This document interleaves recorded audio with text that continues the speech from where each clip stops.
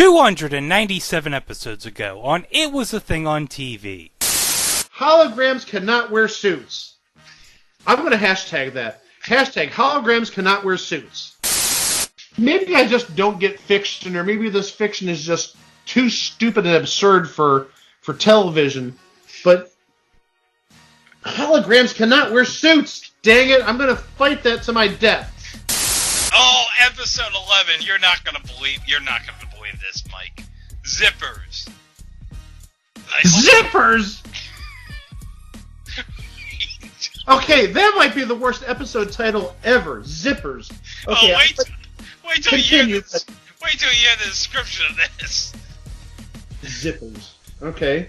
Automan goes undercover as an erotic dancer in a ladies' strip club. Automan goes undercover as an erotic dancer in a ladies-only strip club. Now entering the stage, ladies, it's Automan. Okay, so I think he's dressed as a police officer, but the thing is he has blue lightning bolts on his back and on his shoulders.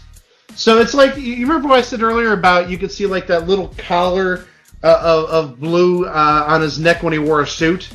Yes. It's the same color blue these lightning bolts are, so I don't know if it's like peeking through the suit but you can still even see the neon blue ring around his neck. I mean, his shoes are friggin' neon blue. Oh my gosh. And he just took off his pants! Oh my gosh!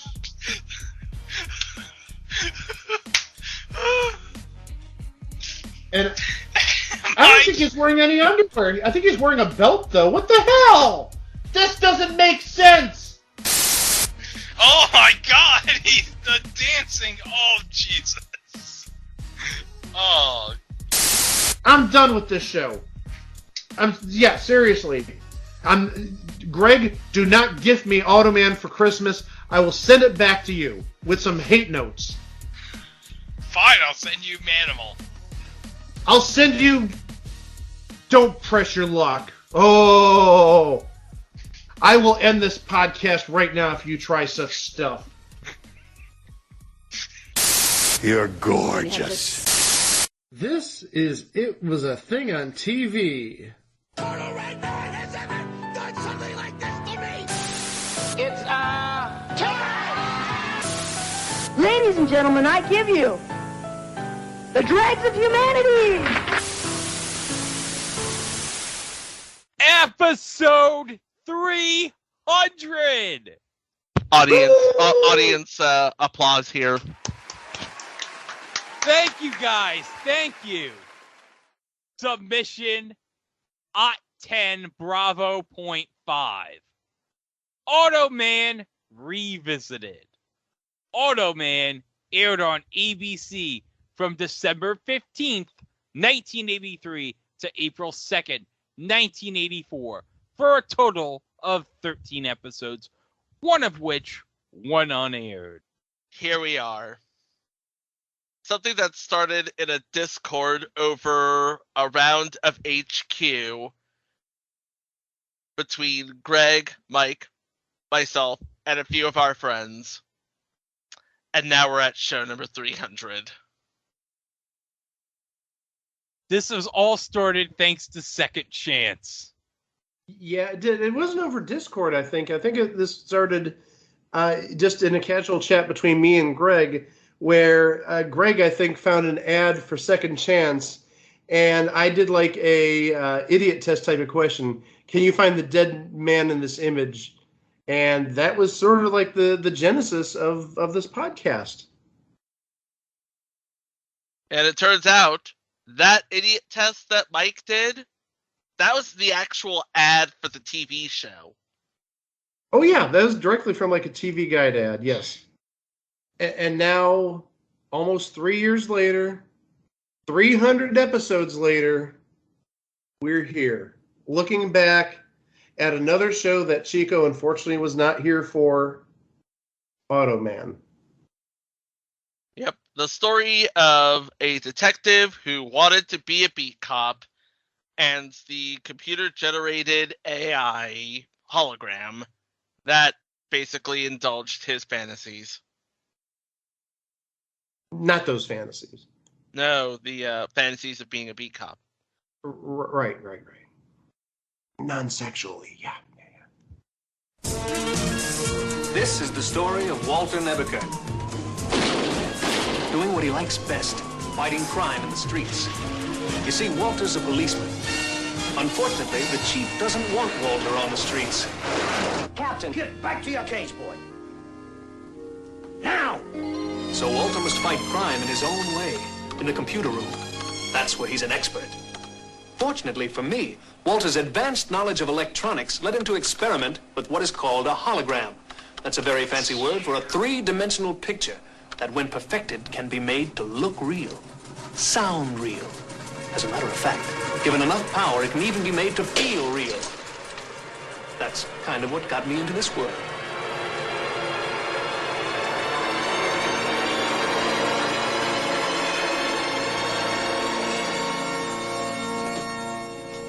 My name is Automan. You must be Walter Nebuchadnezzar. How did you know that? It's on the programming you fed into my system. I must say, Walter, you're very good. Very good indeed. I look wonderful. If you do say so yourself. You programmed me to be honest. But tell me, why did you call me Automan? It means that you're the world's first truly automatic man. You can do anything because you're not real. Oh, but I am. I'm as real as you are, just different. And thanks to you, perfect. Nobody's perfect, Automan. Well, that's not true, Walter. You've programmed me to observe other people and do whatever they can do as well as they can do it. Jimmy Connor's playing tennis, John Travolta dancing. In fact, on a scale of 1 to 10, think of me as an 11. I've created a monster. No, what Walter really created was a wonderful force for good. Automan. That's me. 8 hours later. And of course, this came at the tail end, if I'm not mistaken, of perhaps one of Disney's most epic movies ever created. Of course, much like everything Disney did in the early to mid 1980s, its genius is not fully appreciated without the passage of time. I speak, of course, of Tron. Oh, what a great movie. And honestly, an even better video game. I love Tron the video game. Tron the video game's awesome. 4 different mini games. Oh, I love it. But without Tron and that technology of turning a bunch of reflective tape on some sophisticated computer graphics and some trick photography into that movie, we never would have had this TV show. Definitely not. You can definitely see the inspiration of Tron in Automan. Mm-hmm. Especially with that suit that Automan wears. Because we all know Automan is basically a human head grafted onto an electronic body. So he's kind of like Slim Goodbody in a way. Only he glows. Well, but also Slim Goodbody. He wore like a bodysuit with all the organs and whatnot. He, Automan, he looked more like, well, not, he didn't even look like a human body. He looked like his body was made out of like Crest sparkly toothpaste. You remember like that blue? I do. The blue toothpaste with like the glowing, I don't want to say crystals or whatnot, but yeah, he looked like that toothpaste from back in like the 90s. I do remember that. Oh yeah, good times. And the ads. Those ads were good too. Oh yeah. So, what was this show all about, as if it weren't too painfully obvious? Automan was a police procedural which features the adventures of a police officer and computer programmer named Walter Nebeker, who's created an artificially intelligent crime-fighting program that generated a hologram able to leave the computer world at night and fight crime. It had to be at night because, again, his Achilles heel, something so powerful can only be generated when the police's databanks are not active. That makes sense, right? Sure. Yeah, why not?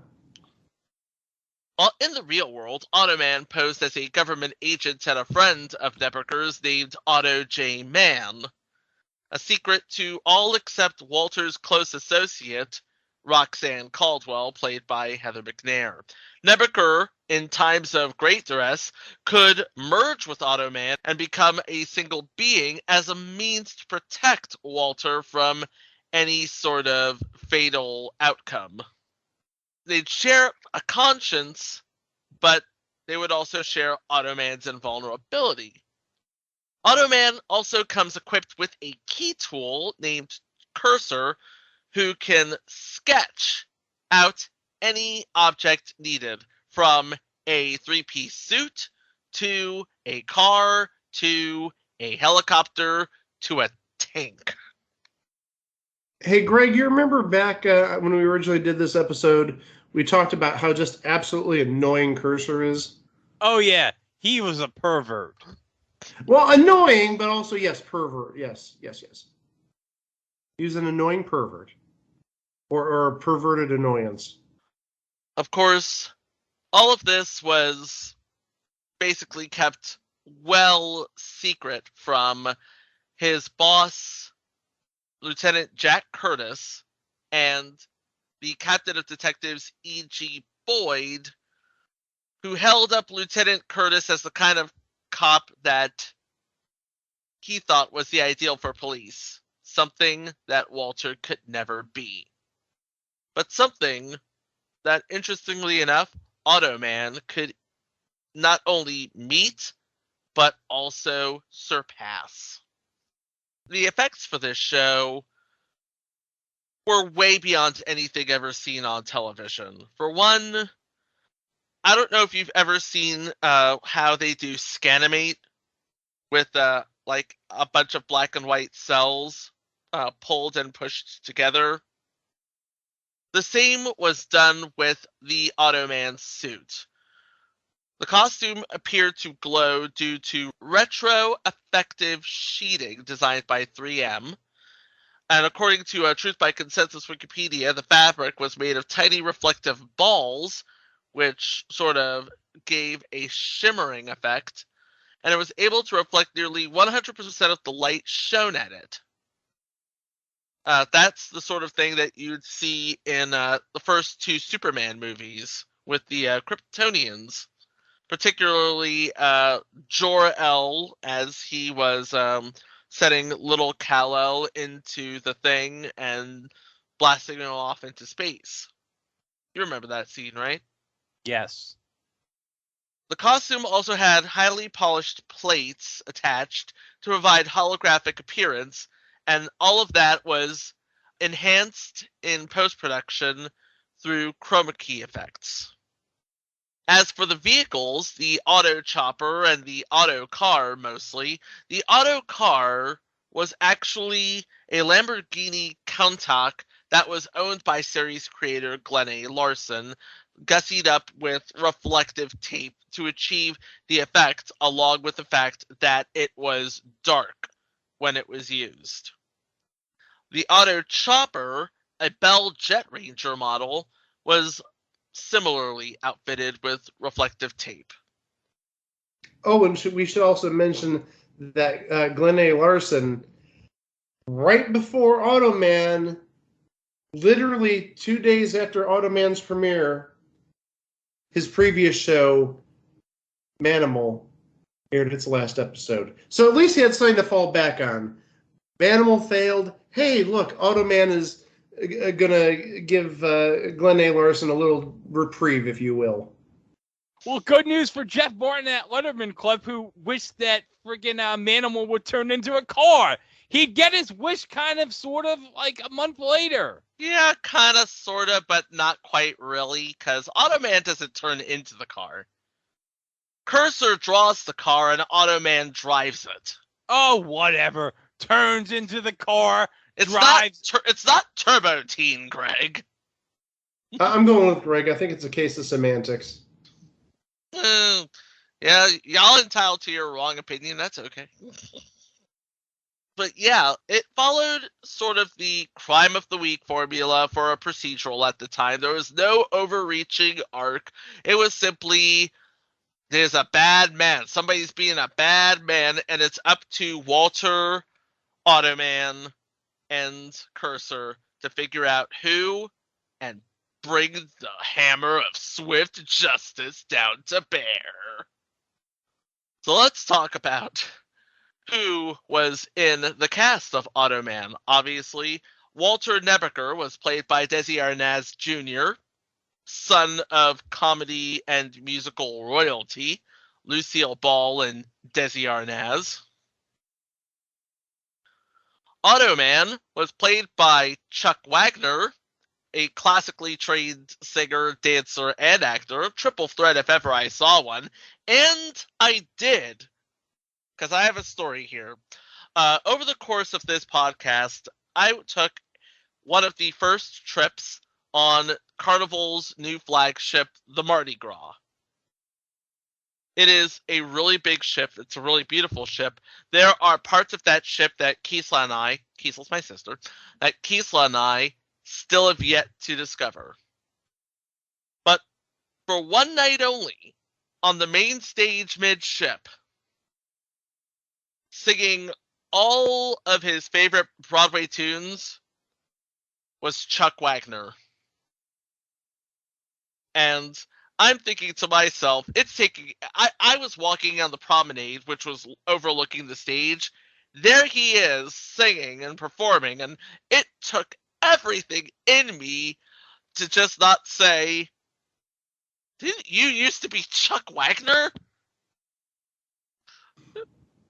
It's like how am I supposed to just approach this? I was like, I don't even know how to approach this sort of person. I mean, here I am. First of all, I thought he did a really good job on this show.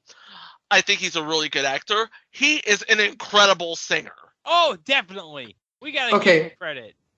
How you should have approached him, you should have called him Automan. Hey, Automan!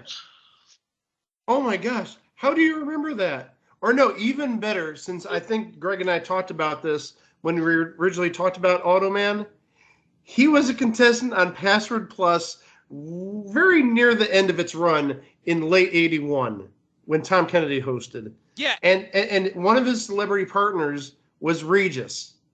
Yes, we mentioned it in the tribute didn't you used to play with Regis on Password Plus? Yeah, we mentioned that in the Tribute to Regis episode. Yeah, he was on like 5 episodes and never won Alphabetics. He won only $3,000 or so, $4,000, but he was on for 4 or 5 episodes of Password Plus, and I'm guessing this is at the point where they made $500 the goal, and basically one match could take an episode and a half to complete. Because they did 100, 100, 100, 200, 200, 200. Yeah, so you could play 6 or 7 puzzles until you get a winner, essentially. So none of that Alan Ludden, hey, 3 puzzles and you could win stuff. Nope. You could be on for a day and a half. And some people actually were. Seriously, we were doing show prep, and Greg had this idea where I would just read a newspaper on the promenade and be like, Chuck Wagner! Did he? No, that was me, not Greg. That was me. Oh, sorry. It was Mike, not Greg. So yeah, I told Chico to basically do a Stewie Griffin with Tom Bosley. Tom Bosley! Did you ever meet him? I mean, or did you I didn't. I just saw him. Okay, I was just wondering if maybe the nerves got the best of you, or... Oh, definitely! And I'm sure you saw him... Do you know who you're talking to? No, I get that. But also, did you see him multiple times on the ship outside of that performance? No, I didn't. Oh, that Oh, stinks. yeah, that's weird. You think you would have seen him just randomly somewhere? But then again, this is a really big ship. I mean, he could have been anywhere, and I could have been anywhere, and, not to put too fine of a point on it or make it all punny, but ships passing in the night, am I right? Understandable. I just remember when I went on a cruise, the only time I've been on a cruise was almost 30 years ago, and the onboard entertainment, we actually got a good one. We had the captain and Tennille. What? Yeah, that was the cruise that I went on back in 1993, Captain and Tennille, and I did see one of them at least once outside of the entertainment area. But okay, we continue. I was just very surprised that I know it's a big ship. I'm surprised that you didn't see him more often, either at ports of call or standing at the buffet line or what have you. Nope, that's like I spent a good half of that cruise sleeping. What? Can't say I blame you. Okay. Enjoy your vacation. Relax. Absolutely. Oh, hell yeah. You know how to play the game. And in the role of Roxanne Caldwell would be Heather McNair. Didn't really do much after or much before, but Greg's here to correct me. She doesn't even have a profile picture on her IMDb page. No, she doesn't. No. No, she doesn't. But during the 80s and 90s, she was that woman from That Thing. Nowadays, no idea what she's doing, but there you go. Hold on. She played Marion Davies in Chaplin in 1992. So you know what that means. She was in a movie with Robert Downey Jr., who was also in Iron Man. Yes. And also in SNL 1986, which we covered in a previous entry. The 85-86 season, yes. Yeah, he was lost in that fire. Well, no, because he had to get out of that fire because he had to take care of Thanos. Well, he didn't get out of the fire in the sense that he didn't make it to the next season, but yeah.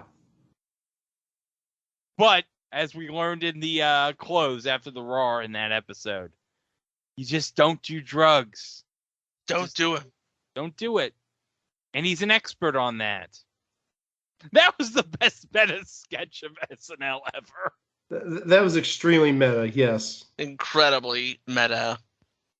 And then you have his two superiors, Captain E.G. Boyd, played by Gerald S. O'Loughlin, which I remember Gerald S. O'Loughlin from Our House back in 1986. A young Chad Allen and a young Shannon Doherty. And a surprisingly young Wilford Brimley. And a surprisingly young Wilford Brimley. Yeah. Hold on, guys. Was the theme song done by Madness? No. Oh. That's another Our House. Oh, that's a shame. That should have been the theme song. Our house in the middle of our street. I don't know. I don't think it necessarily works with that TV show because I know, but it would have been. It's a missed opportunity. It would have been okay. It was a missed opportunity in some ways. I will give you that. Well, at least in the promos. Yep. But he was also in 92 episodes of The Rookies as Lieutenant Ed Riker. So he would have been the superior to Kate Jackson because she was on The Rookies. There you go. Okay. Of course, a pre-Charlie's Angels, Kate Jackson. Pre-Charlie's Angels, Kate Jackson. And then as Captain Curtis, you have Robert Lansing, who was Gary Seven on a 1968 episode of Star Trek. Yes, that was a backdoor pilot. And if I'm not mistaken, wasn't his assistant in that episode played by Terry Gore? I believe so. Yes.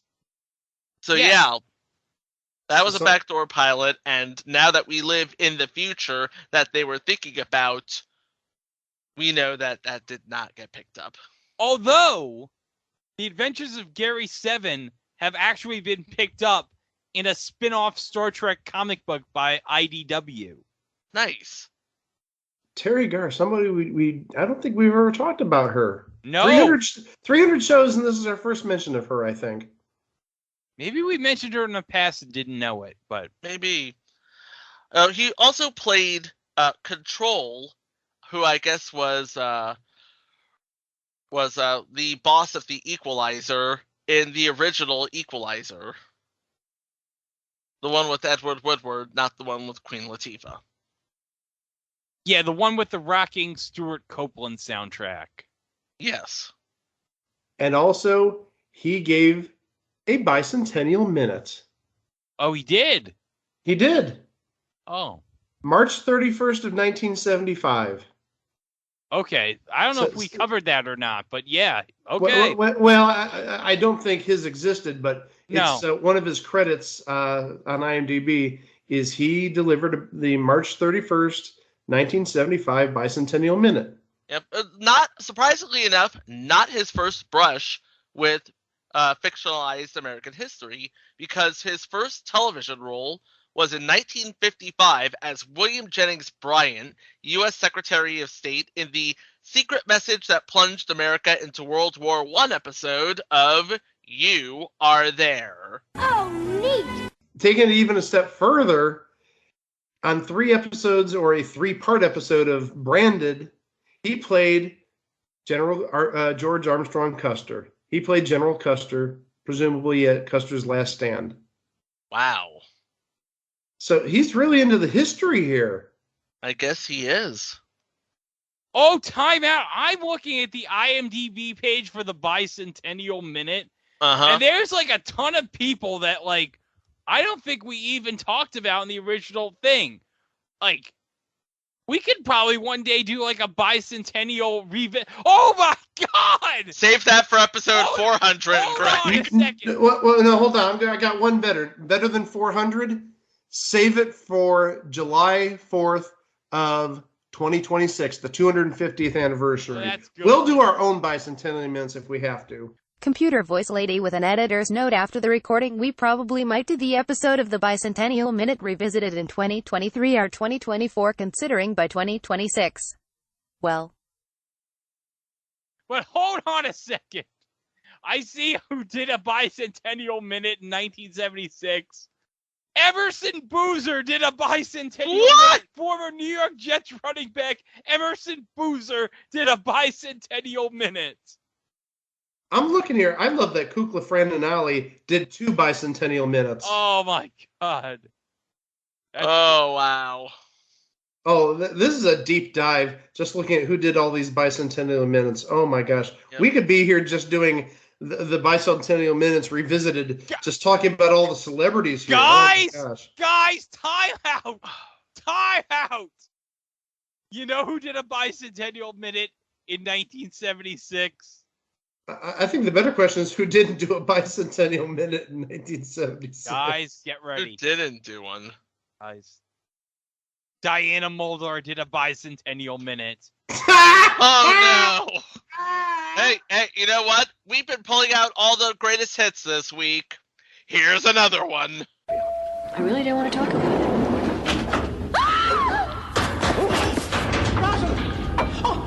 Oh my God! Did she fall from the 200th floor? That would be appropriate.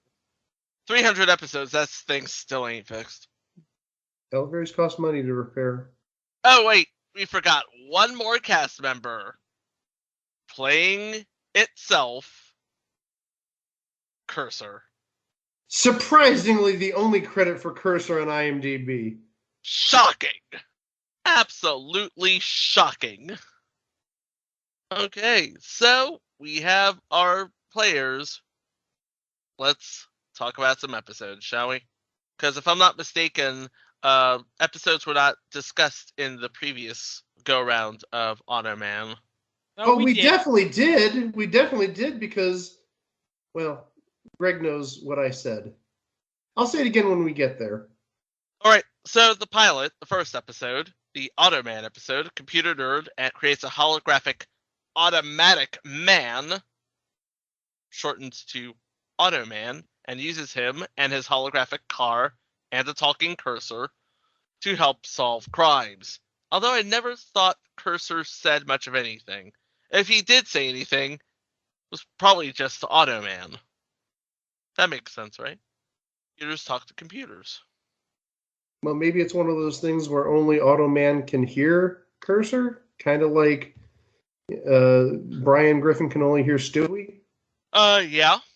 And I'll Something tell you like that. Yeah, and I'll tell you right now, loads of names on this episode. Playing Lydell Hamilton, Patrick McNee, straight out of the Avengers. And we talked about him in Thunder in Paradise. Yeah, we talked about him there. Doug McClure played Detective Ted Smithers, which we talked about in our last episode, actually. Yeah, there's a number of repeat guest stars from Manimal on Automan. Mm-hmm. Yeah, we talked about Doug McClure in Out of This World as the mayor, but also we talked about how he was half the inspiration for Troy McClure on Simpsons. And we also have playing Martin Willis, Don Galloway, who would have been in all 195 episodes of Ironside as Detective Ed Brown. Oh, but this may be a future entry. I don't know. He was on a lot of shows, a lot of game shows back in the day. Pyramid, Match Game. Oh, Celebrity Double Talk. That we need to talk about at some point. Celebrity Double Talk. But he hosted the Guinness Game, which I think we need to cover at some point. No, it's not going to be my Money in the Bank. No, it's not going to be my submission for the Election Day show. But yeah, that's a show that's prime for talking about. The Guinness Game, definitely, yeah. But we have even more people. I mean, we've already mentioned 3 people. Fourth person worth talking, played first gang member on this episode, is Sid Haig. And we talked about him because he played the bad guy on Jason of Star Command. He played Dragos. Yep. Dragos was a bad man. He's a bad man. And hey, how about one more? We've done 4. We'll do a 5th. And this guy may be a fringe Hall of Famer because we've talked about him plenty. Portraying the second gang member. We had the first, we've got the second gang member, Mickey Jones. He was the Iceman in the Misfits of Science pilot. And he's been one of those guys, when you saw him, he really sort of played like a bad dude. Well, obviously he was like a gang member here, but he was like a biker type of guy. He was... I gotta say this with a straight face. He was Parley Wayne Rockefeller on the Spring Break episode of Married with Children. I've talked about that in the past. But also, we've talked about him on It's Always Sunny in Philadelphia, where he played the gun shop owner, Gunther, in Gun Fever 2, Still Hot. And hey, any chance we get to mention It's Always Sunny in Philadelphia, we gonna do it. We will never skip a mention of It's Always Sunny, no. I don't know if he was called the Iceman on the Misfits of Science pilot, but the character he was given was Arnold Beefneater, I believe. But yeah, I thought they nicknamed him Iceman because he was like Mr. Freeze or something like that. Arnold Beefneater. Whatever. Yeah, they called him Beef for short. And we also talked about him in The Master and Ace Crawford Private Eye. Not with us any longer, unfortunately. Aw. Episode 2. Staying alive while running a high flash dance fever. When an informant providing information about the mob's attempt to buy a casino in Las Vegas is kidnapped, Walter and Automan probe electronic records and discover the trail leads to an influential judge who happens to be the best friend of the police commissioner. Oh boy. This could be a sticky wicket. Playing the role of Ellen Fowler in this episode, oh, big name, Mary Crosby. Big name. And Talking guys, about the lady who put a bullet in JR. That's right. She shot JR. And another person in this episode playing Judge Alexander Farnsworth, William Wyndham. Murder, She Wrote? Yep. Yeah. Yeah, he was known for Murder, She Wrote. A lot of TV shows going back to the 60s and even into the 50s. And even the 40s. His first credit is the Philco Television Playhouse back in 1949. Yikes. We don't talk about many TV shows back in the 40s. So that's kind of a rarity. That might be a first for the show 300, talking about a show in the 1940s. There you go. We're just breaking all sorts of barriers here this episode. Indeed we are. But yeah, he was like on everything back in the day. Even, believe it or not, I'm guessing because of Murder, She Wrote, he did a week of Super Password back in 1986. Oh, and also, he gave a Bicentennial Minute in 1975. Second mention about Bicentennial Minutes. January 5th of 75, he gave the Bicentennial Minute. Nice. I think that should be a new game around here. Did this person give a Bicentennial Minute? William Wyndham. Yes, William Wyndham did. Not with us. He passed away actually 10 years ago, 4 days before the day we're recording this, August 16th of 2012. Episode 3, The Great Pretender. To get a criminal, Automan assumes the guise of Mr. Otto, a mobster who sets out to take over his business by getting all of his associates to defect to him. Oh, playing Rudolph Brock in this episode, somebody we talked about on a previous entry, Clu Gulliger. And he just recently passed away. Yeah, passed away 2 weeks ago, August 5th. Yep. And we've talked about him in the past, like Chico said. Yep, the master. Among other things, yes. And playing the role of, and this is the name of her character, the blonde, Casey Winkler, one of the finalists in Playboy's 1979 Great Playmate Hunt, also an assistant on the new High Rollers. Playing an uncredited pool player in this episode, and we've talked about him before, Michael Pataki. He was the guy who played Drago's handler in Rocky IV. You remember him, right?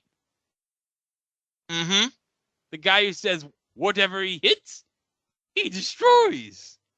But hold on, I'm going through his IMDb, and guys, you're not going to believe this. Michael Pataki was in an episode of Lottery. That would be the other show that aired opposite Manimal. Yes. Which is on the list to be covered in a future episode, so. Yes. And hold on, guys. He was in an episode in 1980 of BJ and the Bear. Nice. Episode 4.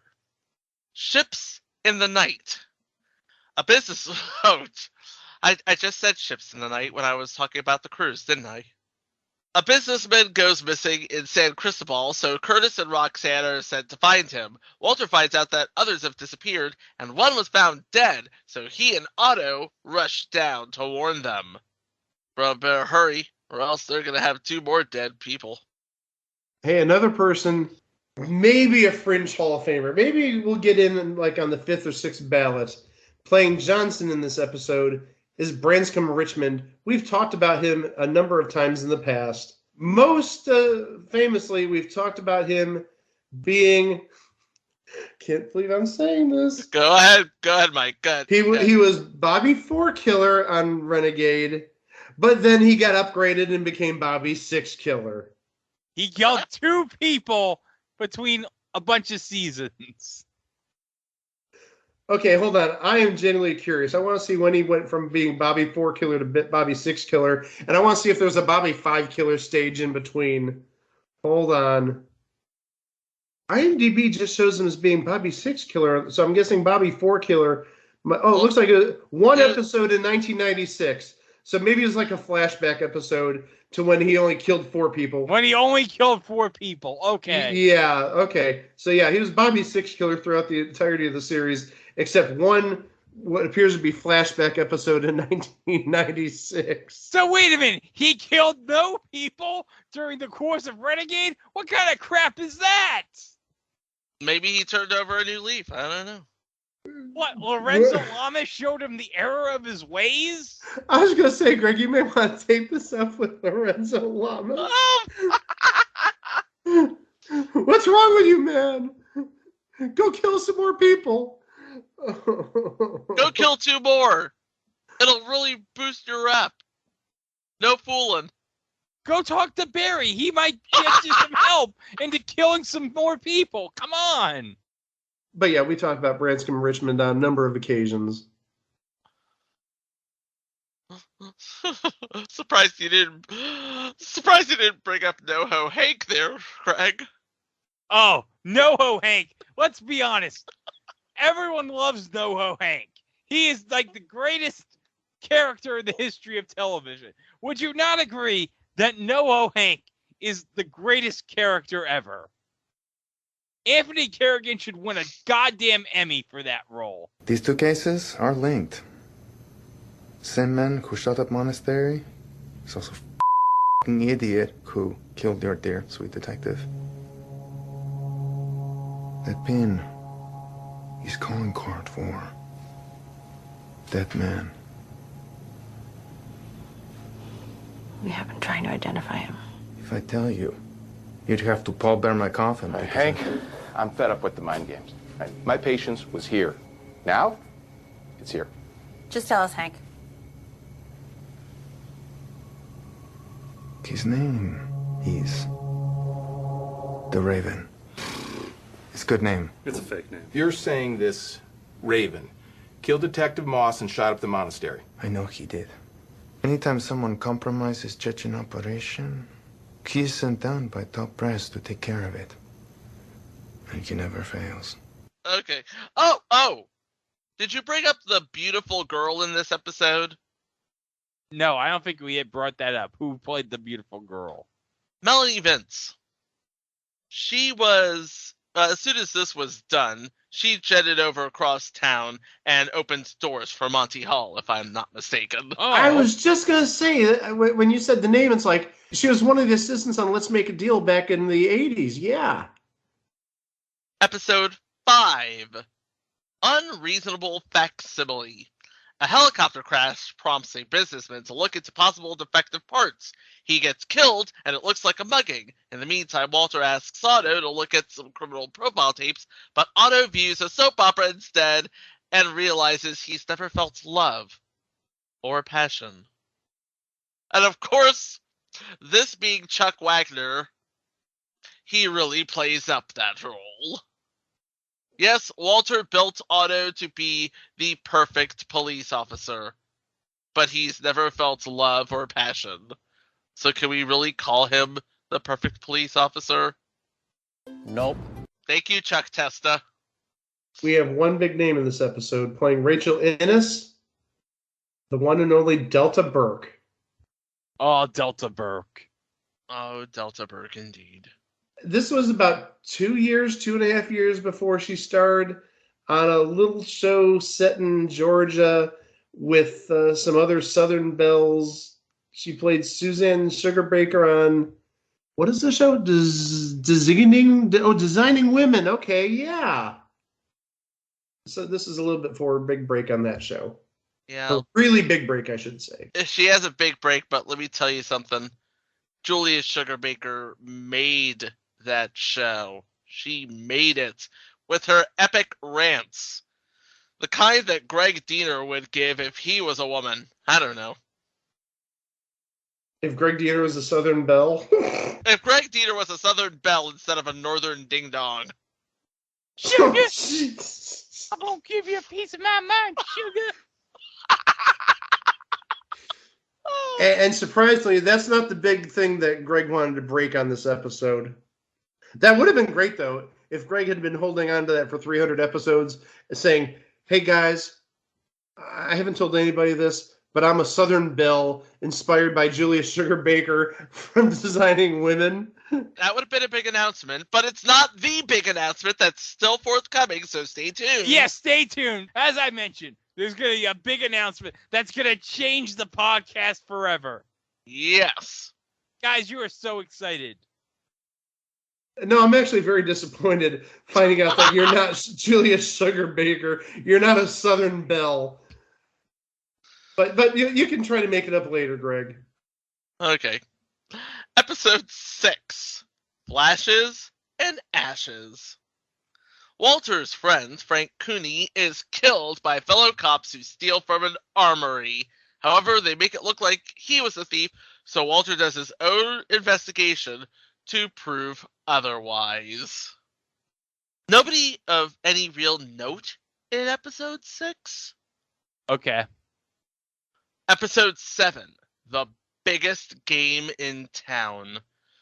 Automan and Walter attend a computer game convention where they must track down Ronald Tilson. Tilson, a former computer expert for the city fired for embezzlement, threatens Los Angeles with total chaos and destruction if his ransom demands are not met. Trying to see who plays Mr. Tilson. Guy by the name of Rick Lenz, who, if I'm not mistaken, is actually more of a writer than an actor, although he has been in a lot of things. But he did write one episode of The Love Boat and one episode of something called Aloha Paradise. I have no idea what... 2 episodes of Aloha Paradise. I have no idea what that is, but apparently Bill Daly and Debbie Reynolds and Pat Klaus were in it, so that might be something to research maybe later. I don't know.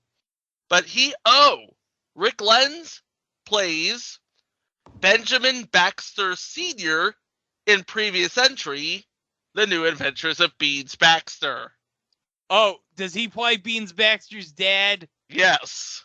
Oh, so he was the guy kidnapped by Kurtwood Smith. Yes, that's that. Yeah, that son of a bitch. Yeah. Kurtwood Smith on that show. He was ugly. He's a bad man. He's a bad man. Did you see what I did there? I said he was ugly. I saw what you did there. He was ugly, and the terrorist group was called Ugly. Yeah, we get it. Hold on a second. I don't think he was here for that episode of Beans Baxter. But hold on. Where is the whammy? Yes. I want to hear what the whammy has to say about Beans Baxter. Hi, Whammy. I'm so glad you're here for episode 300. What? Whammy, what did you think of the New Adventures of Beans Baxter? Why the hell is he asking me this Because your creator created the show. Excuse me, my creator was the devil. Who's talking about this? Oh, hold on a second. Whammy, I gotta mention something. I met your dad the other day. You met the devil the other day? No. Yes. Your dad is the mascot for the New Jersey Devils. Well, that explains why he hasn't given me any sort of child support payments. He hasn't given any money to my mom since 1977. Listen, I told him to tell you to stop bothering us. Well, tell him this. He owes a lot of back child support, and he can sell all those friggin' CB radios and hi-fis from the 70s to pay me and my mom. I'm mad. I'm going to knock over this microphone. What do you do? You knocked over my microphone. Jeez. I'm pissed. I'm not going to take it anymore. Screw you, Dad. You go out for one pack of cigarettes, and then 45 years later, you see Greg, and you're trying to come back in my life. No. Screw you. You know, where you could have just went to New Jersey to a Devils game and just ran into him there. That son of a bitch has been living in New Jersey all this time? Yeah. Look, don't give me a stare down, Whammy. Hey, Whammy. Boop. What are you trying to do? Boop the Whammy's nose? Yes. Yeah, that's what we're trying to do. Oh, so now you think I'm Mike's cat? You just boop its nose. Boop, boop, boop, boop, boop. No. Not taking any of this crap from you guys. 45 years of no payments to my mom. No alimony, no child support. He can sell so much of those crappy video games from the 1970s that he took away from hippies on Second Chance. But no. He's got to go buy hookers and blackjack and hookers and stuff like that. With blackjack and hookers. Yeah. And malt liquor. Screw you, Dad. You have a lot of built-up angst, don't you? So what? All right, get back to the show. This is not the big thing that Greg wanted to mention in episode 300, so sorry, folks. Yeah. Oh, my gosh. We're hearing from everybody today. We have the Whammy, and Johnny Olsen was on episode 299. He was. I'm waiting for Johnny Olsen's robot to appear soon. Johnny Olsen's robot doesn't speak to anybody but Johnny Olsen. I don't think we can afford Johnny Olsen's robot. Okay, episode 8. Renegade Run. Crooked Sheriff Horton tries to force biker Chico Fuentes to sign over half his land so the sheriff could run illegal immigrants over the border. Fuentes is put in jail and forced into manual labor. Automan and a motorcycle gang have to come to the rescue. Wait, you know who directed this episode? Alan Burns. Oh, Alan Burns. Yep. Lou Grant, Mary Tyler Moore, Rhoda. You know who Alan Burns is. I don't have to explain this. 2 names in this episode. One, oh my gosh, we've talked about this. We just talked about this person in 299. And it seems like we talk about this person seemingly like once every couple of months.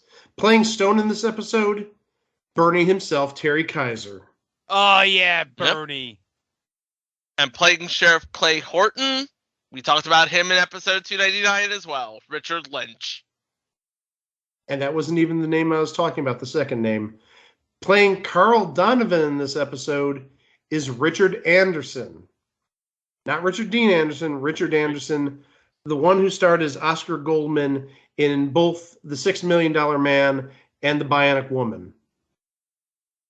Oh, man, when you said Oscar Goldman, you know what I thought of? Oh, no. I said Goldman, but not Goldman. No, Greg, no. Do you remember the American Dad with Roger when he was tearjerker and he made like the worst Oscar bait movie ever? Yes. Thankfully, you're going someplace besides where I thought. I thought Where you were did going you to talk think about I was going with that? Super Goldman from last week. No, I wouldn't. I don't know. He's no crazy Gideon. Anyway. But do you remember the Oscar Gold bit from American Dad, Mike? Yes. I can honestly say I don't. No. Oscar Gold. Do you want me to bring up the trailer for Oscar Gold? Yes, let's watch the trailer for Oscar Gold. I'm going to bring up the trailer for Oscar Gold. And we're going to be entertained, damn it. Yeah, damn it. We're going to watch this. In a world torn apart by war and intolerance, one voice stood out. A voice that was strong, a voice that was inspiring, a voice that was sometimes hard to understand. I want to drive the truck! Oscar, no, be quiet. Vroom, vroom! Vroom! Vroom, vroom! As if it wasn't enough that he was Jewish. I am sorry to say that your son is mentally retarded. What does that mean, Doctor? It means he'll never not be retarded. Oh, no! Oh, no! Why? And as if it wasn't enough that he was Jewish and mentally retarded. Where is the wine? He was an alcoholic. Oscar, no! You can't have that! I want more dizzy water!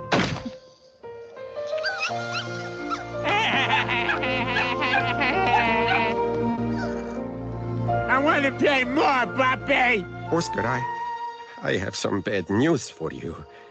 Your puppy has cancer. And it took the death of his best friend to realize sometimes strength comes to us all.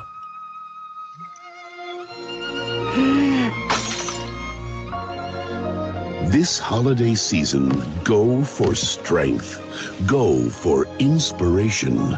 Go for Oscar Gold. Well, that was something. Okay, getting back to Richard Anderson. Well, first off, he's not with us any longer. But also, second, Greg, since we talk about this every now and then, he was in Donruss Americana. Looks like Series 2. Oh, that's nice. And I know somewhere in my collection, I know I have an autograph of his because I pulled it out of Americana from a box. I'm guessing it was probably about 2007, 2008-ish. Hey, we love our Americana around here. Oh, totally. Oh, yeah. We love our Americana. Not to be confused with North Americana, am I right? Hey-o. Episode 9, Murder MTV. Oh, no, I hear a phone. Oh, no. Hi, Alan. Surprised you'd show up on this, the occasion of our 300th episode. Yeah, I know. I'm showing up here on episode 300. I want to call and congratulate you guys. Well, Thank thanks, you, Alan. That really means a lot, especially coming from a dead guy. I'm not dead, you son of a bitch. Didn't I already establish I'm a time traveler? Yeah, Alan. We established that you are traveling through time the Taurus. You can't tell Alan his own future, guys. I didn't say a word. I'm just sitting here. All right, Chico, don't. You saw Back to the Future. You can't do that. You can't tell him his own destiny. The consequences could be disastrous. Well, thankfully, you didn't reveal much, so. No. But all I could say is, all right, 1985, you're going to work with the guy. I'd watch out for him if I were you. Well, I don't know who you're talking about, but okay. Hey, guys, did you know I've been cast as a pilot? Oh, I did not know that, Alan. Yeah, I've been cast in a pilot. Maybe if this doesn't get sold, it'll be on your pilot month. It's called Growing Pains. Oh, well, we can't reveal anything about that, but good luck, you know what? With that. Give it all you got, man. Just give it all you got. Yeah, give it the old college try, Alan. Oh, well, that's great. If it doesn't work out, I'm probably gonna keep doing Password A, Oh, how is Password A doing? Oh, Password A is doing terrific. It's now in its 9th season on the air. Oh, wow. That's like the equivalent of being on the air for like 40 years. In Canada, yes. Well, Alan, I need you to get out of my room now. But have fun traveling in. Tell Ed I said hi. Oh, I'll let Ed know. And yeah, I'll see you later, guys. Okay, bye, Alan. Crazy dead folks. It's a good thing, like, you didn't reveal anything. And Chico, it's a good thing you kept everything. It's a good thing we didn't also tell him about that. You know who? Yeah. We don't talk about Kirk Cameron. No. No, he's too busy eating Subway by himself. Did you see what I did there? Yes. Yes, I did. Episode 9. Murder MTV. Sid Cole, record producer and manager of his daughter's up-and-coming rock band Sweet Kicks, that's the name of the band, folks, is blackmailed. An explosion rocks a music video shoot, and it's down to Walter and Automan to find out who's behind this.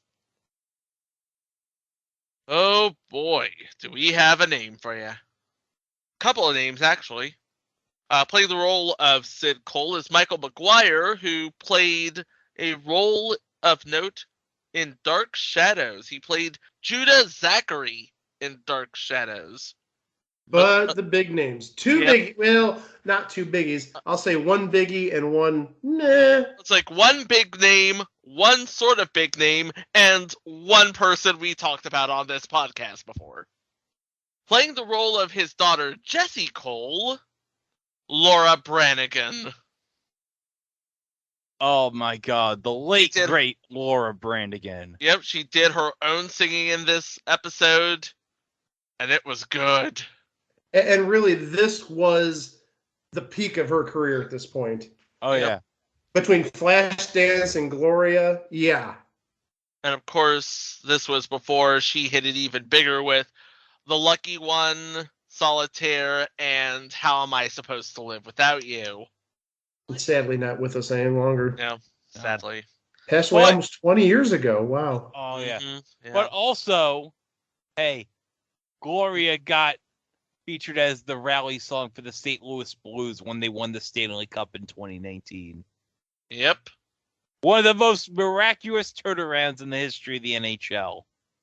A couple of semi-big names playing the role of a valet parking attendant, Miguel A. Nunez Jr. Oh, yes! Oh, yes!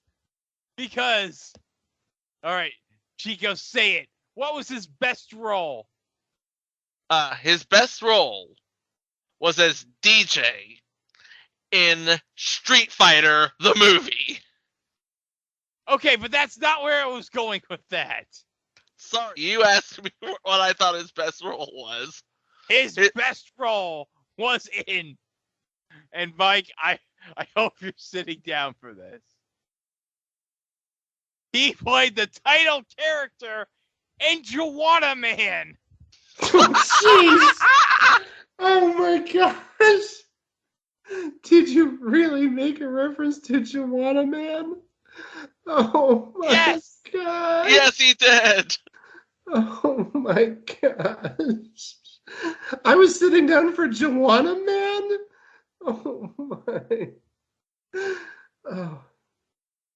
And looking at IMDb, this is actually his first credit. This is his first credit ever? Wow. Credit number 1, yep. Before Joanna Man. Oh my gosh. Also before Street Fighter and 16 episodes of Joey. Are we forgetting the 16 episodes of Joey? I'd rather forget Joey and Joanna Man. Let's just move on from all that. Oh, why would you want to protect Joanna Man? So anyhow, playing Josie in this episode. Oh my gosh. We just we just literally talked about her in 299. Yes, we did. Okay, Greg, are you ready for this, Greg? I'll say it, Greg. Christy Claridge.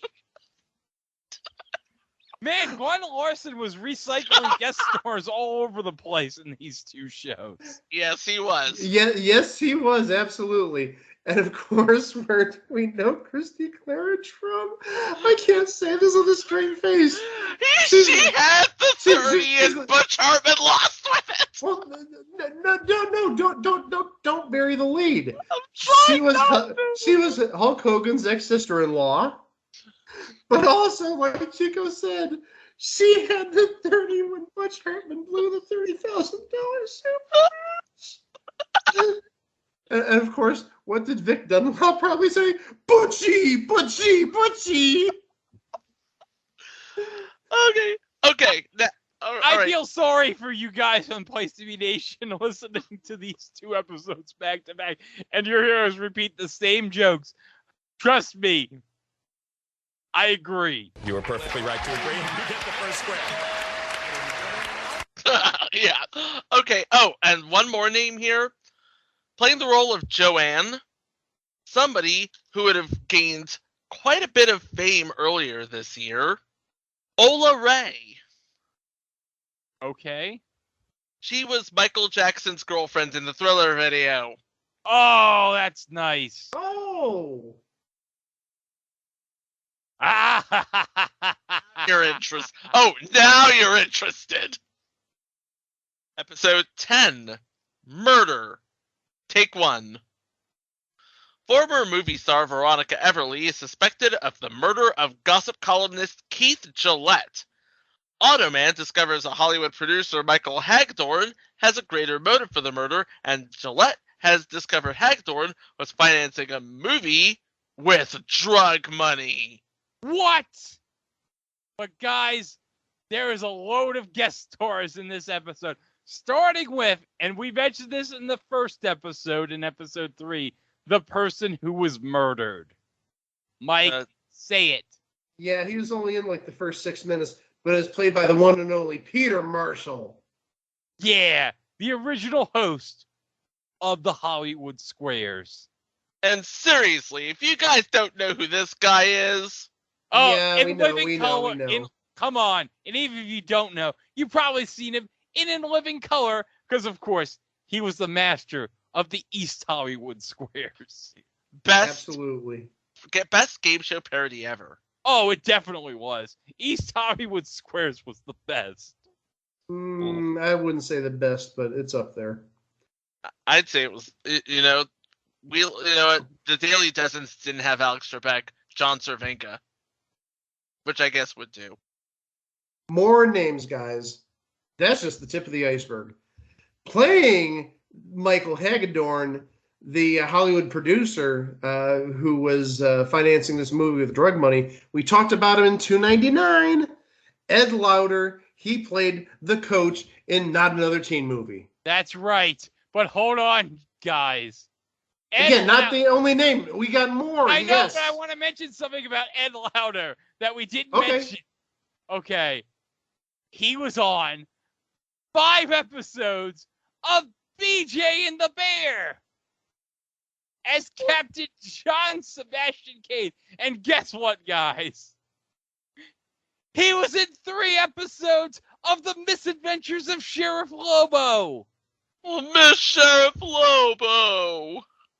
We all do. Oh, but hold on, Chico. He was also in, and you're going to love this, he was in 2 episodes of Psych.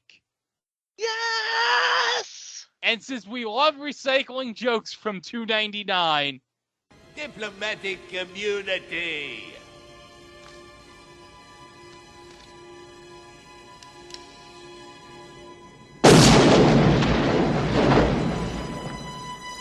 Just been revoked.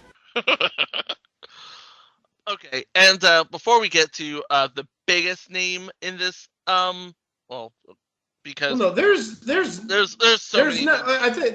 There's not just the biggest name.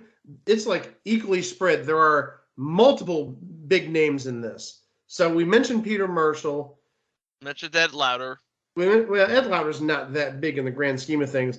But I really think I think we got 3 more names. We have 3 more names. The first one, playing the role of Frank Loren, Bart Braverman.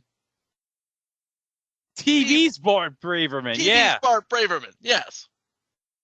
And then you have, playing the role of Philip Earns, Greg Malavey. Yes! Grandfather Shay from iCarly. Yeah, that's right. And also, he's in a recent episode of the new iCarly on Paramount Plus. Oh, nice. And we should also say that he is the widower of Meredith McRae. Mm-hmm. Yes. And he's done a lot of stuff. He was on Mary Hartman. I think he was actually Mary Hartman's husband in that show. Tom Hartman, yes. So, yeah, big name there. But that may not even be the biggest name. Any of those people. Peter Marshall or Bart Braverman or Greg Malavey. Nope. No, in this episode playing Veronica Everly, Michelle Phillips. Oh, yes, Michelle Phillips. The mother of Mackenzie. She of the Mamas and the Papas. Oh, yeah. Absolute legend. So, yeah, big names all around in this episode. All right. Well, guys, it's come to this. Oh no! Okay. Oh no! Hold on. All right. Everybody. I need just bring it. Just bring us back here. What? Hey, bring guys. Us back. I'm gonna bring us back here. What started as a transition to get away from talking about Whitney turned into the greatest bit in the history of the podcast. Hoot Wireless. Hoot Wireless. No, not that one. All right. Episode 11. Mike, say it. Zippers.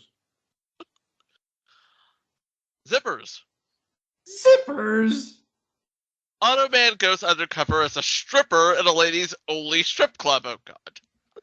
Exotic dancers Gary Baxley and his partner Stanley are suspected of making wax impressions of the owner's keys. Oh, is that what they're calling them nowadays? And burgling their houses when they are out.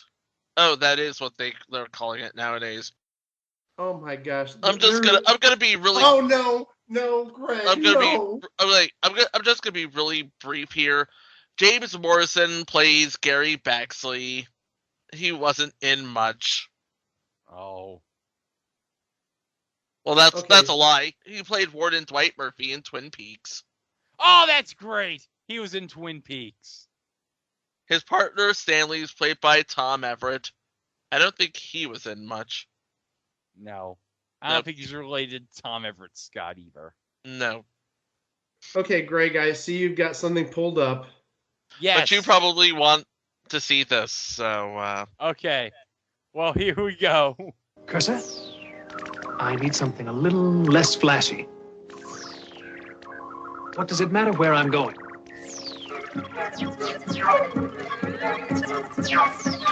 Zippers? Don't be silly, Cursor. Why would I want to go there? Now, how about those threads? All right. You can come with me.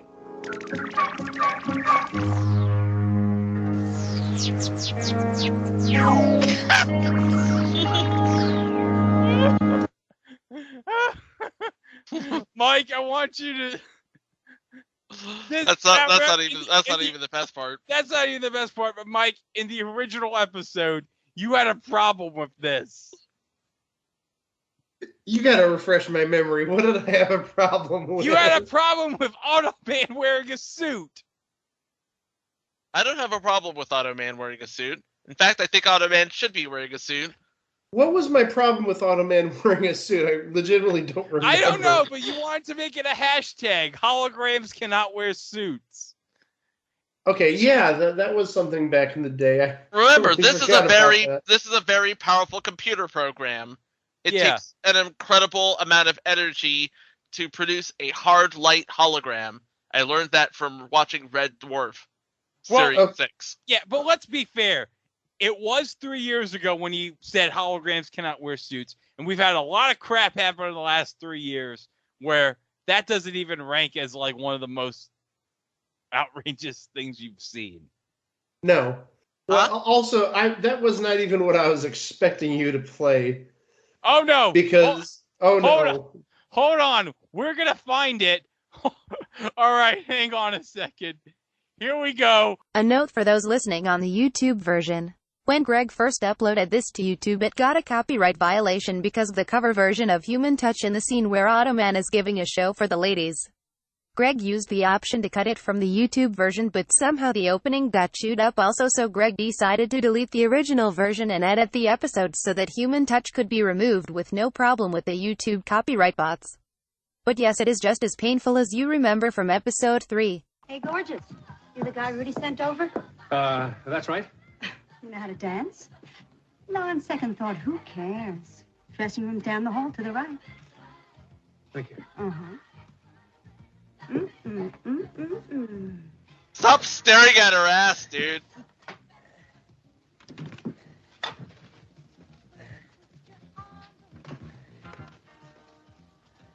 So what's your gimmick? I'm Robin Hood. It's amazing they still haven't caught up with you yet. Everybody's got a different costume. It drives the women out of their minds. Fulfills their fantasies. What sort of fantasies?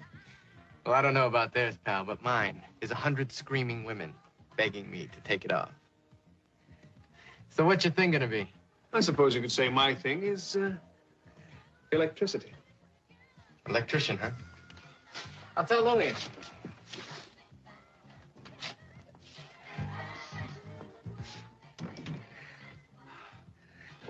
Once you're inside, you can let me in through the side door. Gotcha. I really appreciate you Oh, helping me out gee, I with this, wonder what's Roxanne. gonna We have happen to make here. sacrifices now and then. Have you ever been to one of these places before? Are you kidding? Nice to see you again, Roxanne. Oh boy.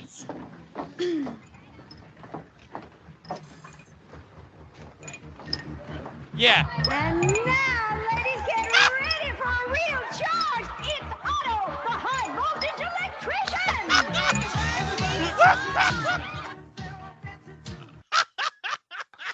Okay, I have questions. Yes, me too. Chico first, yes. They can clearly see that he's not like anybody they've ever seen before. And they have no problem with this. They're completely cool with this. Everybody's cool with this. Walter is perhaps the one person in the room who is not cool with this. I want to build off of that because you make a good point. Did the females see something besides what we saw, or did... what I mean by that is, like, did the hologram look like male stuff down there, or did they just see, again, that sort of Tron/gel toothpaste blue that we saw as a hologram? There's like, it doesn't make any sense. But also another thing I noticed is sometimes when he did his moving around, the flipping and turning and whatnot, I don't know if they totally, got the blue hologram effect going. Yeah, he was moving so quickly and so deftly that I don't believe the computer had time to catch up with the suit. It's sort of like there was an early Scanimate film with a dancer who was moving so quickly that the computer could not catch it.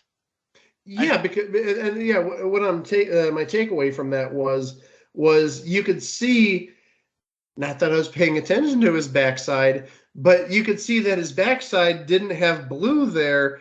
It was like a darker color, like a brown or a black, like sort of the chroma key didn't get everything or something like that. Or again, like Chico said, he was moving too fast for the computer processing, what have you. Those were my takeaways, but I'm with Brother Chico on this. That many questions and not many answers. Like I have questions. All right, episode 12. Wait, that's all we're gonna say about zippers? Wait, what else? All right, do we have? There's nothing else I wanted to say. I thought that was just a weird note to we end have guest on. stars? No, we've mentioned everything. Okay, good. All right. No, actually, I think there is one guest star I'm going to mention. Playing Dennis Stanton in this episode is James Callahan. Has not been with us for over 15 years, but the one credit that I noticed that caught my eye was he played Walter Powell on Charles in Charge. Yeah, he played Walter Powell, and it looks like it was through the syndicated run, not the first season on CBS. Yeah, it's definitely on the syndicated run. But besides that, I got nothing. So we can close up zippers one last time. Oh, for the love of God. Okay, episode 12, Death by Design. When a friend of Jack's, another cop, is killed while working with him, they think that the killer is a professional hitman. But because of insufficient evidence, they can't hold him. However, Walter comes up with a plan to get the man to turn on the ones who hired him by planting stories about other criminals who escaped prosecution because of technicalities or insufficient evidence, ended being killed by a vigilante. And when a reporter suspects it's Jack, Walter has Otto pose as a rogue cop. And Jack learns that the killer is working for a loan shark who is trying to get the owners of a fashion house who borrowed money from them years ago but paid them back to give an interest in the business, which they refused, so they hired the killer to kill one of the partners, and the other one is next. But she refuses to give in, so Walter has Otto watch her. And we actually have a name in this episode, playing, of all people, of all possible names, Tracy Morgan. No, not that Tracy Morgan. And Lockhart. June Lockhart's daughter. And she was on Battlestar Galactica, among other things. But I think that's what she's best known for. She played a number of characters in the original Lassie. Definitely a known name, as it were. But yeah, she was big back in the 70s. Like I said, Battlestar Galactica. She was on Hollywood Squares for a couple of weeks. All-Star Secrets.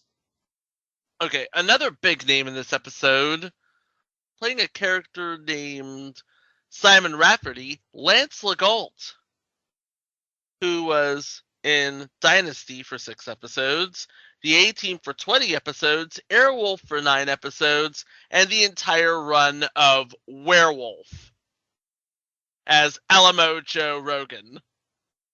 No, not that Joe Rogan. No, Alamo Joe Rogan. Thankfully, not that one. Yeah. And also returning as a model on this episode is Casey Winkler, one of the Dice assistants on... I shouldn't say Dice assistants. One of the assistants on High Rollers with Wink Martindale 35 years ago. That was 35 years ago. Now I feel old. Oh my gosh. Okay. And finally, episode 13. Club 10. Walter, Automan, and Roxanne travel to an exclusive Caribbean resort called Club 10. Roxanne gets a panicked message from her missing writer friend. They find they're all caught up in a diamond smuggling racket. Uh-oh. Uh-oh. Wow, I'm so happy Susan made an appearance for the 300th episode, guys. Had to. I'm so glad, too. And I believe there are no names of note in this episode. Okay. Although I could be wrong here.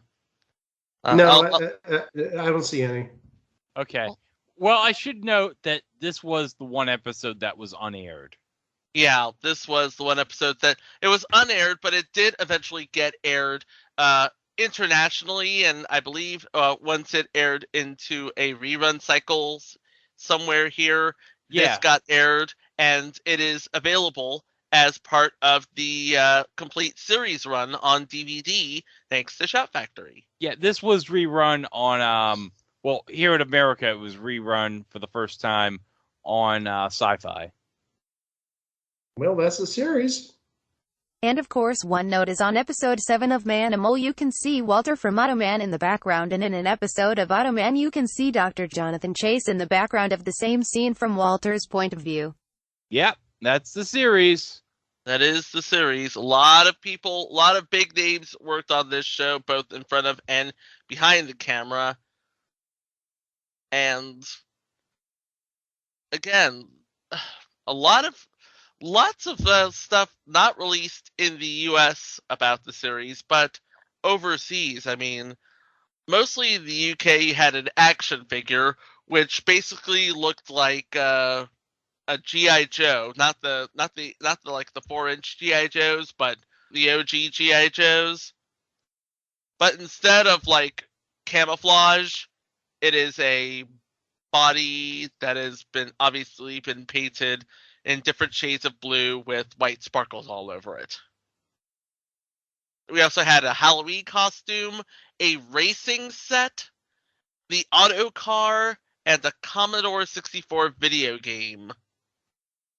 All of that was overseas. In America, we got a bunch of Jaru toys that could very well be for anything. All they had to do was stick the sticker on it, stick an Automan sticker on it, it becomes an Automan toy. Wait, hold on a second.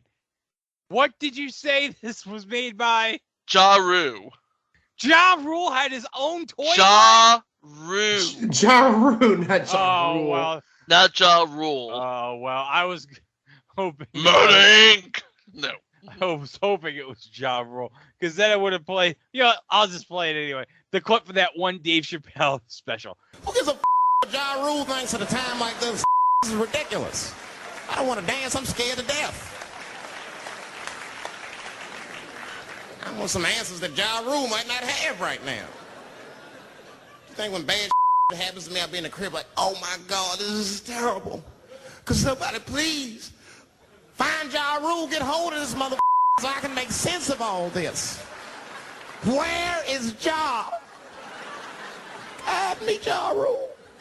Well, I think one thing we should take a look at is the schedule because, again, that usually paints a picture. And looks like some of the first episodes, it aired originally on Thursdays. And remember, this is 83, 84, so NBC doesn't have its powerhouse lineup yet. It aired at 8 o'clock. And at least early on, it looks like it aired against Simon & Simon on CBS.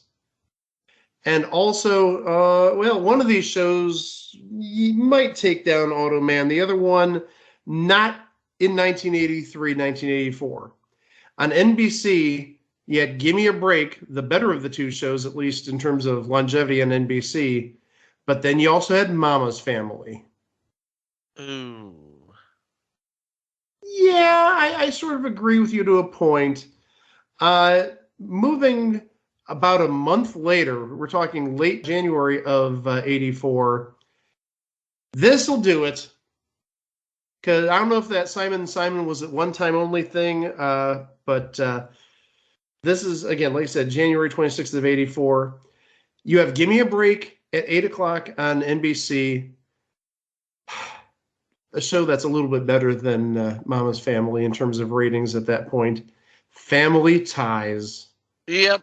Oh, I haven't even gotten to the big one on CBS. Some little show with a guy in a tiger's hat in Hawaii called Magnum P.I. That's the death killer right there. Not just Family Ties, but also Magnum P.I. Yeah. I imagine that after seeing what it was up against, ABC would rest Automan for February sweeps at least, because that first Thursday, February 2nd, they aired Grease. Well, actually, what happened, it did go on hiatus. The ratings were very bad going against Gimme a Break and Family Ties and Magnum P.I. and Simon & Simon. And we're talking similar ratings to what I mentioned in the Manimal episode, consistently in the lowest 10% of the ratings. So it made a time slot change. It moved to Mondays. The competition, let's say it was a little bit better.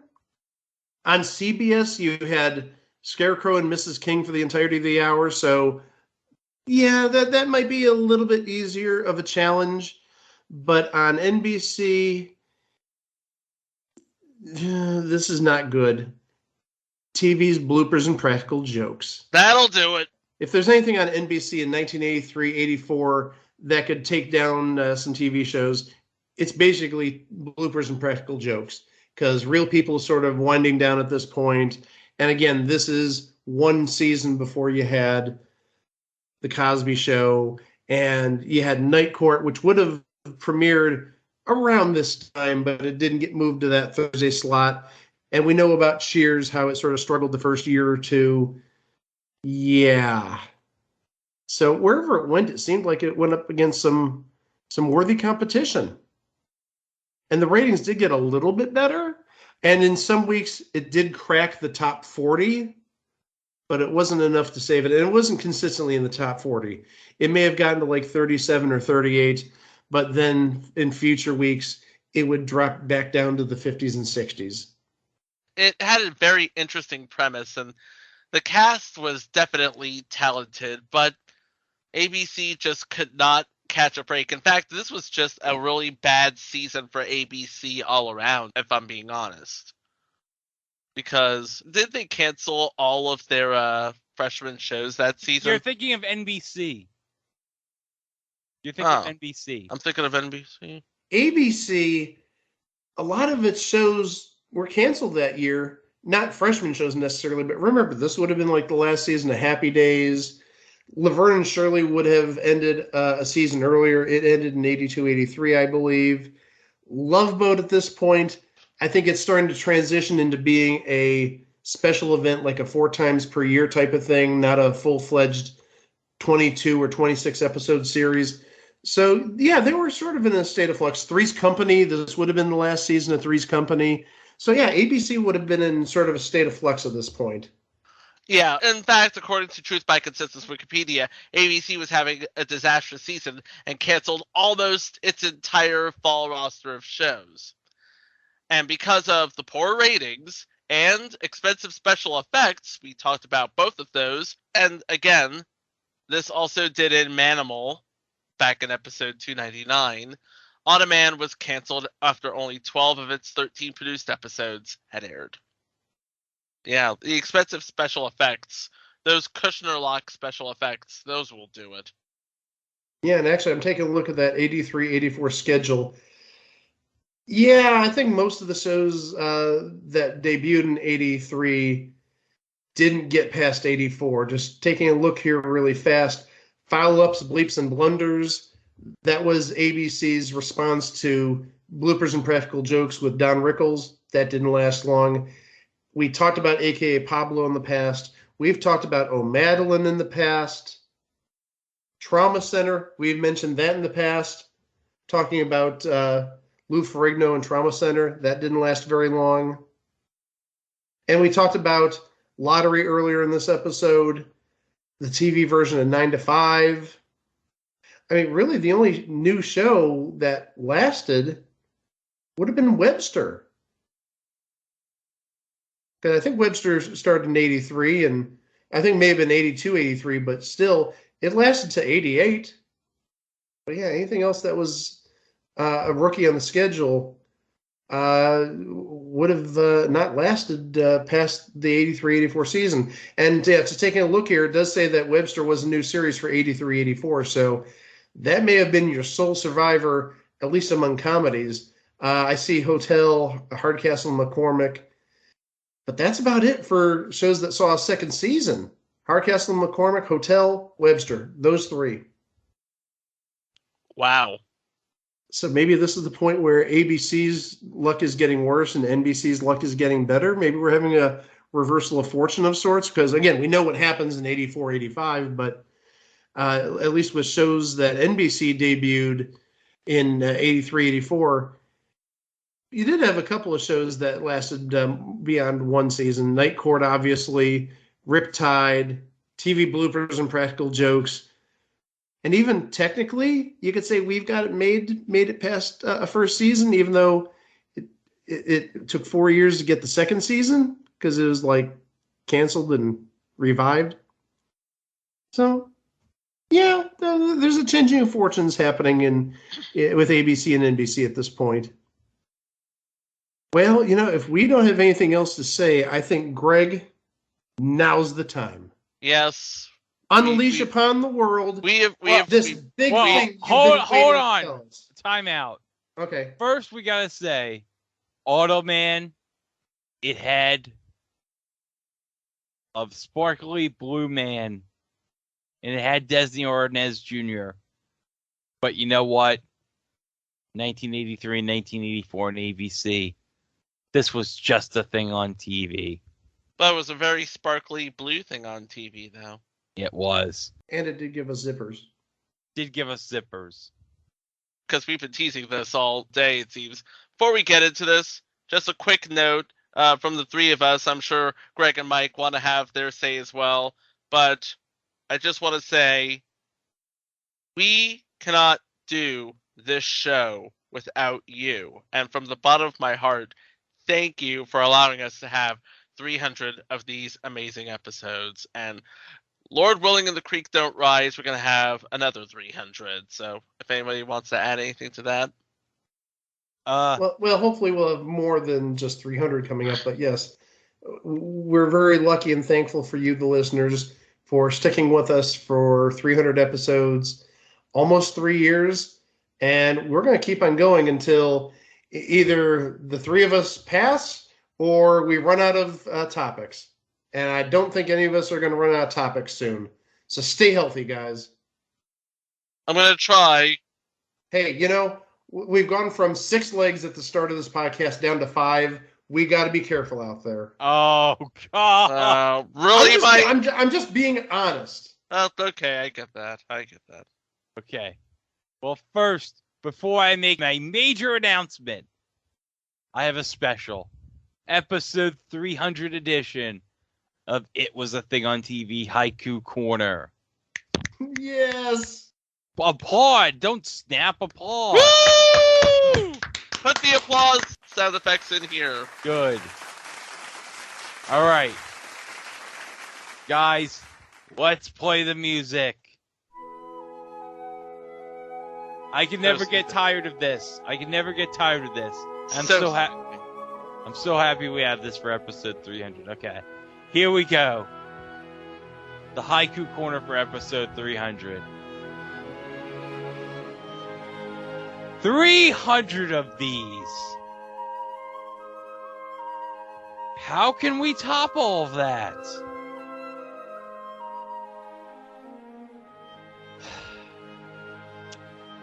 More trips to zippers. Okay, guys. All right. We have waited this long. We've waited as long as we possibly could. We've waited long enough.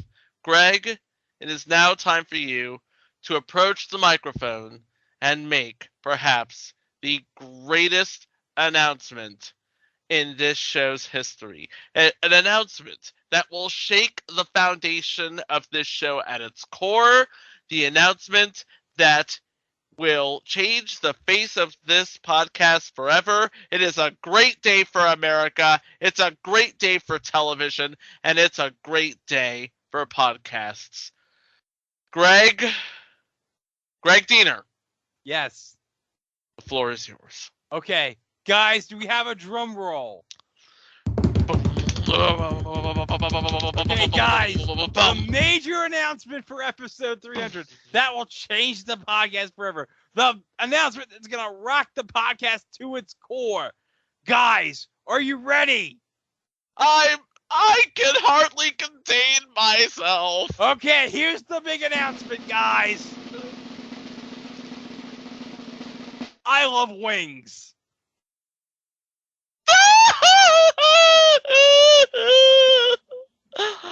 Can you believe that, guys?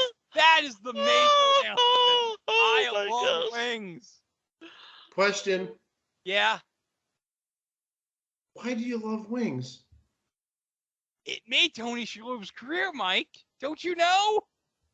Well, no, this is a big revelation you've been building up for weeks. I did not know that. Yeah, as we all know, I've never mentioned ever I love wings. So this is the first time you've ever heard this. Legitimately, it is. Yes. Yes, it's legitimately. I am shocked. This is my shocked face. And you know what, guys? There's going to be many more references to wings. I guarantee you. This will not be the last time you ever heard me profess my love for wings. I mean, it is the first time I've ever mentioned it, and I'm so happy I finally said it on this podcast. So, do you feel better now, Greg? Oh, I feel absolutely better. That's good to hear. That really is. I'm proud of you, man. Yeah. I'm proud of you. Ice Bear is proud of you. Proud Bear.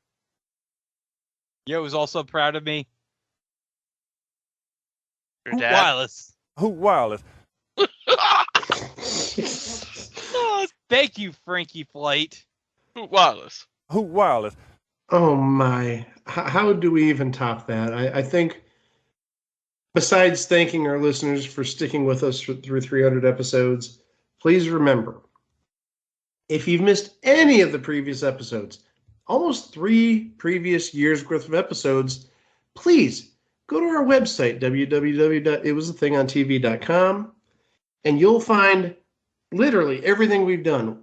We've done live shows. We've done minisodes. We've done 300 full episodes. I mean, that just blows my mind. When we did this 3 years ago, I don't think any of us imagined we'd do 300 full episodes, and we've got probably approaching, I think, 400 things on our website right now. I think we're at about 380 or so. That just blows my mind. And we're going to keep doing it till we get it right, or something like that. Or something. Yeah. And, of course, don't forget about the socials on Facebook, on Instagram, on Twitter. At least on the last two of those, we're at It Was a Thing on TV. Facebook, unfortunately, It Was a Thing on TV podcast. Stay up to date with everything we have going on there. And also, don't forget, almost everything we've done, if not everything, is on YouTube. Just go there, subscribe, hit that notification bell.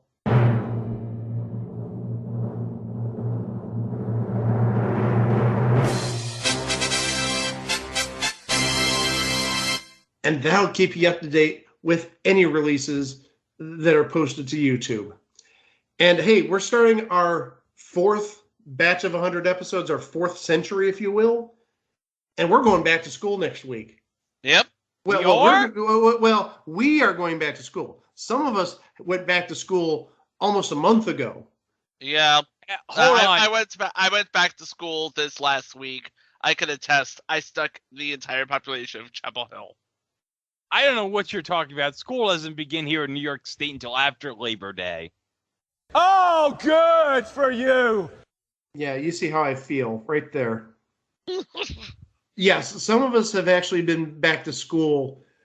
We've had students since the 1st of August, so we're entering week 4.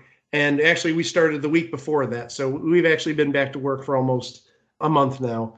But yeah, we're going to do 2 back-to-school episodes. One is a TV version of a very popular movie from the late 80s.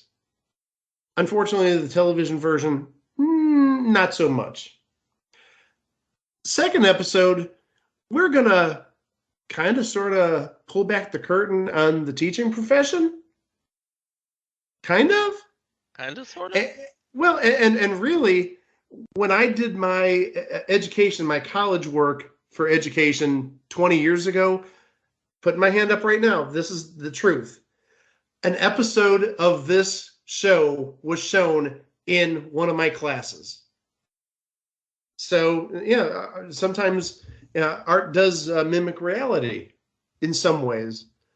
And we're not talking about Abbott Elementary, obviously, but oh my gosh, Abbott Elementary, if you've never seen it, that really, really is a great show and models education nowadays. Yeah, that's also going to be at the year end.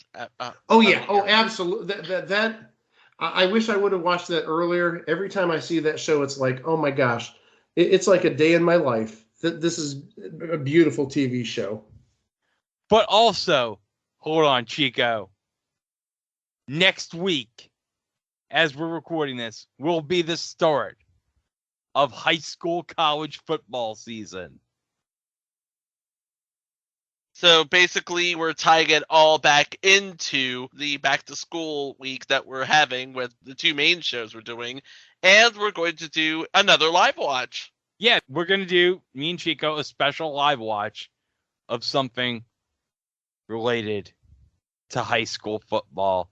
And when you think about TV and high school football, well, you can take a good guess what we're probably going to be talking about. Hint, I've mentioned this show on the podcast before. He has, you know. And also, we mentioned the previous show the lead actor was in before this. It's a show about a guy who gets a paper in Chicago a day early. Think about the show he was on after that. I am thinking about that show. We'll talk about that football, that student, and those teachers as we go back to school next week, right here on It Was a Thing on TV. For Mike, for Greg, I'm Chico. Thank you ever so much for allowing us to have 300 episodes. Please be kind to each other, and we'll see you for the next 300. Row! Automan. Zippers! Hoot Wireless. Hoot Wireless.